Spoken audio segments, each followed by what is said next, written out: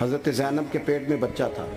حضرت زینب حضور کی بڑی صاحبزادی، سب سے بڑی شہزادی نبی کریم کی.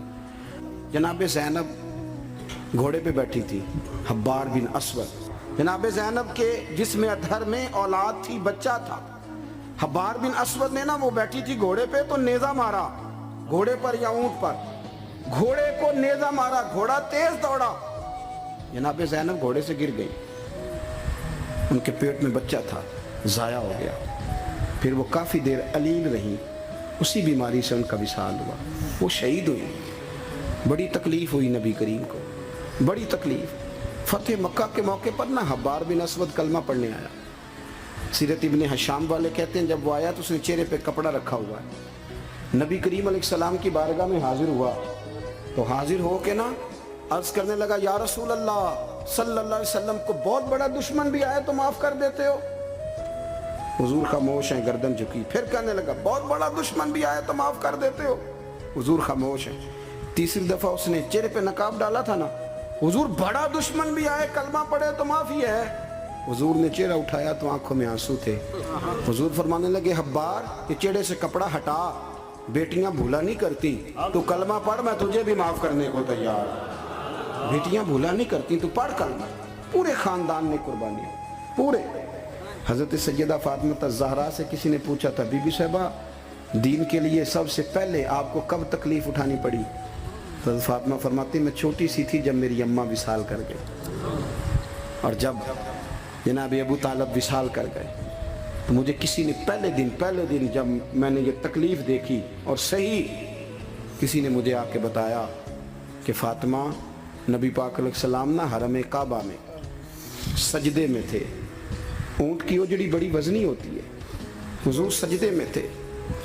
ابو جہل نے دو لوگوں سے کہا تو انہوں نے اونٹ کی اجڑی لا کے نا نبی پاک کے سر پہ رکھ دی. حضور علیہ السلام ساری قوتوں کے مالک ہیں لیکن بظاہر حضور سر اٹھاتے ہیں تو تکلیف ہوتی ہے.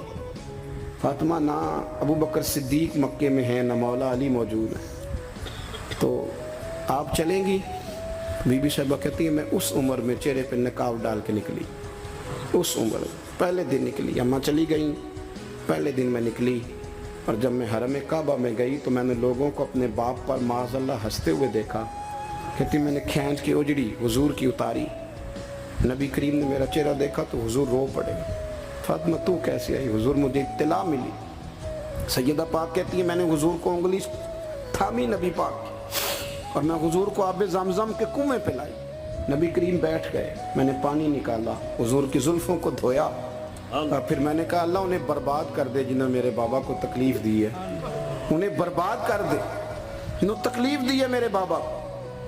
حضرت ابو ہریرہ فرمایا کرتے تھے جن کے لیے سیدہ نے اس دن دعا کی تھی وہ سارے بدر میں مارے گئے، سارے بدر میں قتل ہوئے.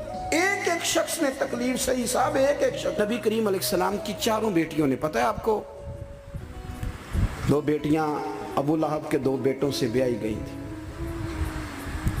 وہ جتنا لوگ بلیک میل کر سکتے ہیں نا، ایک تکلیف ہوتی ہے جسمانی، ایک نفسیاتی ہوتی ہے، کسی کو تنگ کرنا، اذیت دینا بچوں کی طرف سے، ماں باپ کی طرف سے، وہ جو نفسیاتی تکلیف ہوتی ہے وہ آدمی کو بڑا کمزور کر دیتا ہے. ابو لہب نے پیغام بھیجا کہ یہاں آپ دین کی تبلیغ چھوڑ دیں ورنہ بیٹیوں کو طلاق دے دی جائے گی. یہ جو دکھ ہوتے ہیں نا نفسیاتی ذہنی، یہ کرب ہوتے ہیں، یہ سہانے روح بنتے ہیں. ابھی نکاح ہوا تھا، رخصتی نہیں ہوئی تھی، یہاں آپ تبلیغ چھوڑیں یا طلاق دے دی جائے گی. میرے حبیب کریم نے فرمایا جو تیرا دل میں آئے کر، لیکن میں پیغام دین لے کے آیا ہوں تو یہ پیغام میں دیتا ہی رہوں گا. ان شہزادیوں نے قربانی دی، اظہار کیا، انہوں نے قربانی دی. ایک ایک شخص نے تکلیف صحیح صاحب، ایک ایک شخص. آپ کو پتہ ہے منافقوں نے سیدہ عائشہ صدیقہ پہ الزام لگا دیا تھا. الزام تو 1 منٹ لگتا ہے. کسی شاعر نے کہا تھا کہ مخلوق پتہ کیا کرتی ہے، کعبے کے اندر سے مٹی لے کے بت بنا کے اللہ کا شریک بنا دیتی. اور وہ کہنے لگا تم اپنے الزام کو کیا الزام سمجھتے ہو؟ لوگ تو جناب مریم پہ بھی الزام لگا دیتے تھے کہ تو یہ بچہ کہاں سے لے آئی ہے. کہنے لگا مخلوق تو فنکار ہے اس درجہ کے پل بھر میں، سنگے در کعبہ سے بھی اصنام تراشے. تم کون ہو، کیا چیز ہے داغ کبابی، لوگوں نے تو مریم پہ بھی الزام تراشے.